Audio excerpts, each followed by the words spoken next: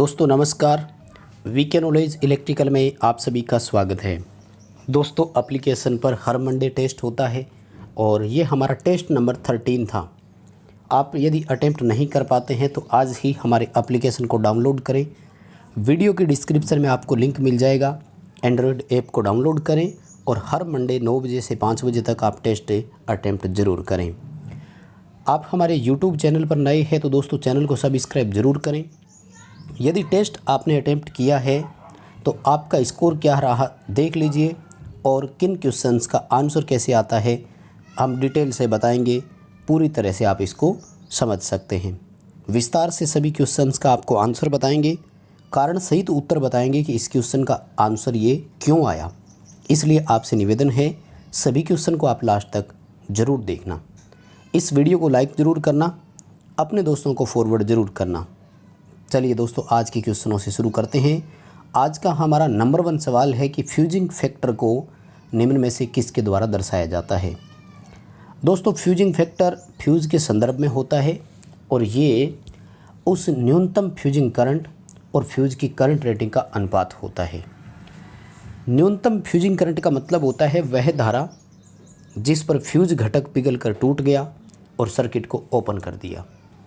Fuse की rating का मतलब है फ्यूज का मान हमने किस पर डिसाइड किया था जिसके लिए हमें सुरक्षा देनी थी। ऑप्शन ए सही रहेगा। मिनिमम फ्यूजिंग करंट और फ्यूज की करंट रेटिंग का अनुपात होता है। दोस्तों याद रखें कि फ्यूज की फ्यूजिंग करंट जो होती है वो रेटिंग से हमेशा अधिक होती है, इसलिए एक फ्यूज का फ्यूजिंग फैक्टर हमेशा इकाई से अधिक होता है, ये भी आप याद रखें।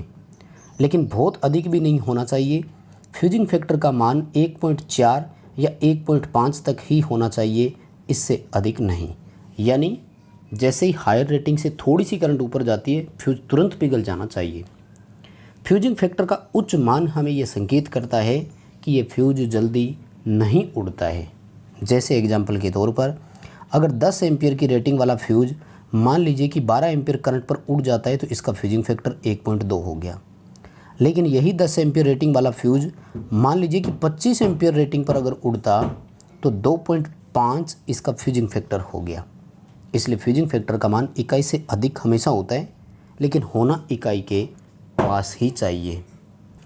चलिए दोस्तों सेकंड सवाल की बात करेंगे तो सेकंड सवाल है निम्न में से कौन सी विधि सामान्यतः यूनिवर्सल मोटर की स्पीड कंट्रोल के लिए काम में नहीं ली जाती है। देखिए दोस्तों सवाल बड़ा सरल है। यूनिवर्सल मोटर की स्पीड कंट्रोल करने के लिए 3 विधियां काम में ली जाती है। कौन कौन सी 3 विधियां हैं? सेंट्रीफ्यूगल मेथड है, प्रतिरोध वाला है और फील्ड टेपिंग विधि वाला है। कैपेसिटेंस नाम से कोई विधि नहीं होती है। क्वेश्चन का आंसर अपना ए हो जाएगा। नेक्स्ट हमारा सवाल है ट्रांसफॉर्मर में हिस्टैरिसीस हानि किस कारक पर निर्भर करती है, किसके समानुपाती है, ये पूछा गया। देखो हिस्टैरिसीस हानि का फॉर्मूला हम सब जानते हैं। हिस्टैरिसीस नियतांक इंटू BM की power 1.6 into F into V, यानी फ्रीक्वेंसी के समानुपाती है। कोर के V का मतलब यहाँ पर वॉल्यूम है, वॉल्यूम यानी कोर का आयतन, तो वो कोर के आयतन के समानुपाती है। फ्लक्स घनत्व पर भी निर्भर करती है और उस पदार्थ के हिस्टैरिसीस नियतांक पर भी निर्भर करती है। समानुपाती पूछा है तो फ्रीक्वेंसी के समानुपाती है। वहीं अगर एडी करंट का होता तो ध्यान रखें एडी करंट फ्रीक्वेंसी के वर्ग के समानुपाती होती है। अगला सवाल है कनेक्शन की योजना के अनुसार वितरण प्रणाली निम्न में से किसके तहत वर्गीकृत नहीं की जाती है। यानी डिस्ट्रीब्यूशन सिस्टम जो है वो कौन सा इसमें से प्रकार नहीं है या किसके अनुसार वर्गीकृत नहीं किया गया है। डिस्ट्रीब्यूशन प्रणाली सामान्यतः 3 प्रकार की होती है। रेडियल सिस्टम, रिंग सिस्टम और इंटरकनेक्टेड सिस्टम या फिर ग्रिड प्रणाली भी इसको बोलते हैं। सीक्वेंस प्रणाली के नाम से कोई वितरण प्रणाली नहीं होती है। ए उत्तर अपना सही रहेगा। सीक्वेंस प्रणाली के नाम से कोई डिस्ट्रीब्यूशन नहीं होता है। अगला सवाल है कि डीसी की तुलना में एसी के व्यापक उपयोग को वरीयता देने का निम्न में से कौन सा कारण नहीं है। दोस्तों ध्यान से समझना, नहीं है पूछा गया है, यानी हम एसी को प्रायोरिटी देते हैं डीसी के कंपैरिजन में। इसका कारण क्या है वो आपको पता होना चाहिए, और जो नहीं है वो उत्तर हमें यहाँ पर देना है। देखो, सबसे पहला ऑप्शन है कि हाई वोल्टेज एसी करंट को प्रेषित करने के लिए ट्रांसफार्मर एक अच्छा ऑप्शन है, तो ये बहुत अच्छी बात है।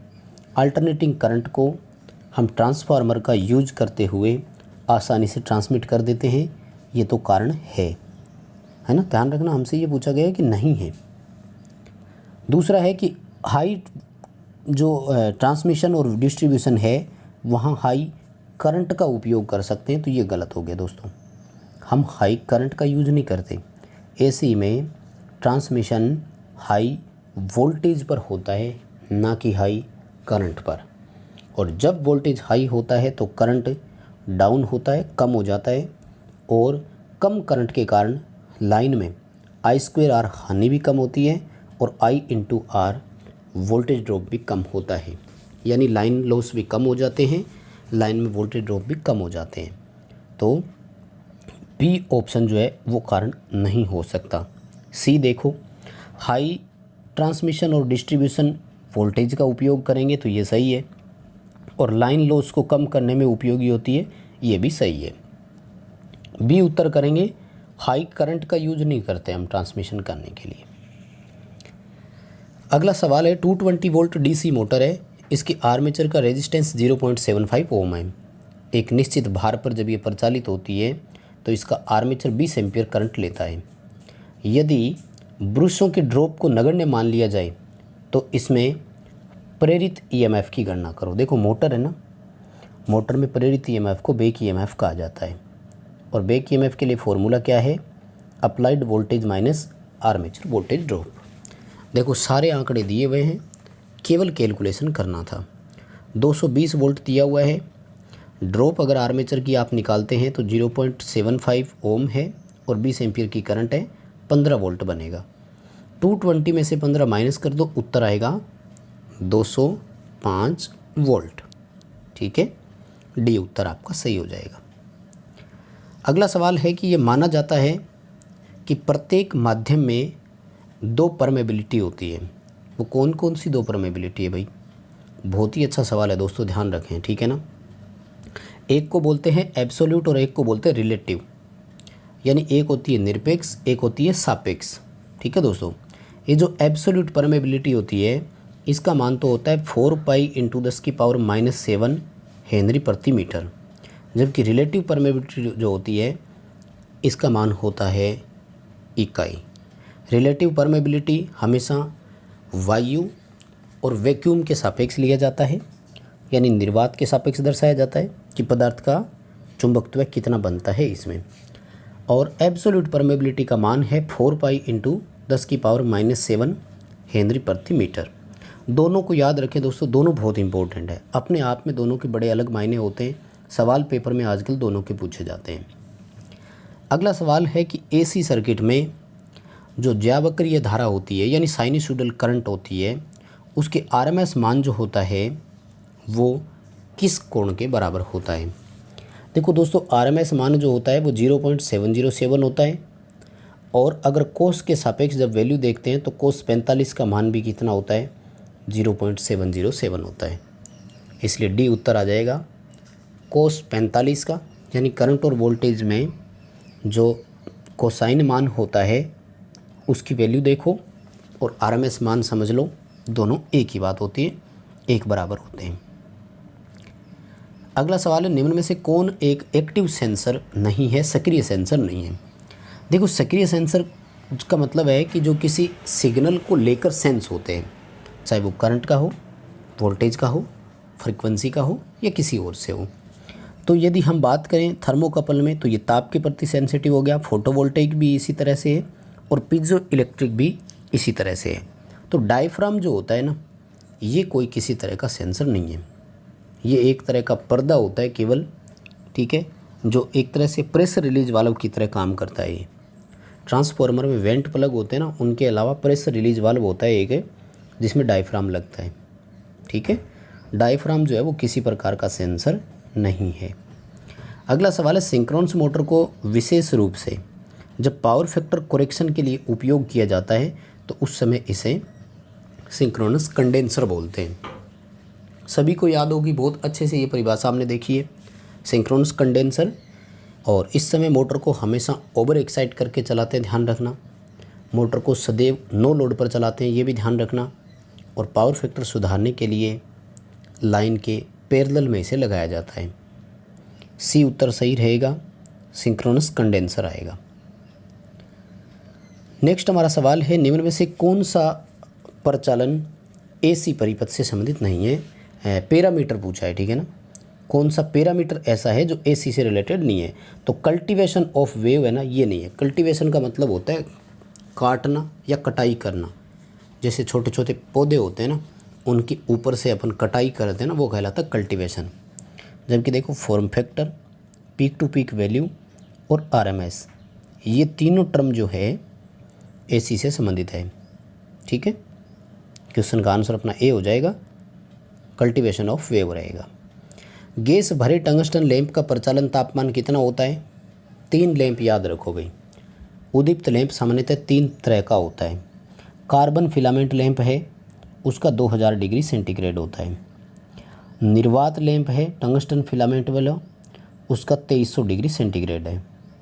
और गैस भरा टंगस्टन वाला है, इसका 2700 डिग्री सेंटीग्रेड है। क्वेश्चन का आंसर आपको बी कर देना है, 2700 डिग्री सेंटीग्रेड उत्तर आ जाएगा। आगे सवाल पूछा, किस तरीके से कोरोना को कम कर सकते हैं? अब कोरोना जिन कारकों पर निर्भर करता है ना, उन्हीं कारकों से उसको दूर कर सकते हैं। कोरोना चालकों के बीच दूरी पर भी निर्भर करता है, इसलिए अगर प्रॉपर गैप होगा चालकों के बीच में तो कोरोना कम हो जाएगा। दूसरा, कोरोना यूँ कहें कि सीधे चालकों में एक तरह से अगर देखा जाए तो ACSR कंडक्टर का अगर यूज करेंगे तब कम हो जाता है कोरोना, ठीक है। बी उत्तर रहेगा, by placing proper gap between conductor and using ACSR conductor, ठीक है। इस तरह के चालकों का उपयोग करेंगे तब भी हो जाएगा। अगला सवाल है, प्राइमरी ट्रांसमिशन किस वोल्टेज के लिए उपयोग में नहीं लेते? 33 किलोवोल्ट से ऊपर की जितनी भी लाइन होती है दोस्तों वो प्राइमरी की में आती है, और 33 kV एंड इससे नीचे जो भी होता है वो सेकेंडरी ट्रांसमिशन में आता है। यानी 132, 400 kV, 220 kV, ये तीनों प्राइमरी ट्रांसमिशन में आते हैं, जबकि 33 किलोवोल्ट जो है ये सेकेंडरी ट्रांसमिशन में आता है। मतलब ओवरऑल चारों ऑप्शन है तो ट्रांसमिशन लाइन के ही, बट डिफरेंस इतना सा है कि वो प्राइमरी और ये सेकेंडरी है। अगला सवाल, किस पदार्थ में यदि तापमान घटता है तो उसका प्रतिरोध भी घट जाएगा? तो वो है एल्यूमिनियम। मतलब तापमान बढ़ने से प्रतिरोध बढ़ता है और घटने से घटता है ना, तो एल्यूमिनियम हो जाएगा। बाकी तीनों अचालक है, तो इनमें तो तापमान कम हो तो एक तरह से ये ज़्यादा अचालक होते हैं, प्रतिरोध बढ़ता है, NTC होता है उनका। अगला सवाल है, अन्य प्राइमरी सेल की तुलना में सबसे अधिक जीवन काल किसका है? तो लिथियम सेल का सबसे ज़्यादा होता है, हम सब जानते हैं, और लगभग 10 से 12 वर्ष इनकी आयु होती है। अगला सवाल है, वोल्टेज और धारा के RMS मान के गुणनफल को क्या कहा जाता है? यानी करंट और वोल्टेज यानी V/I अगर करते हैं तो इसको बोलते हैं अपरेंट पावर। क्या बोलते हैं? आभासी शक्ति। सक्रिय शक्ति जो है वो होती है V/I cos फाई, ठीक है।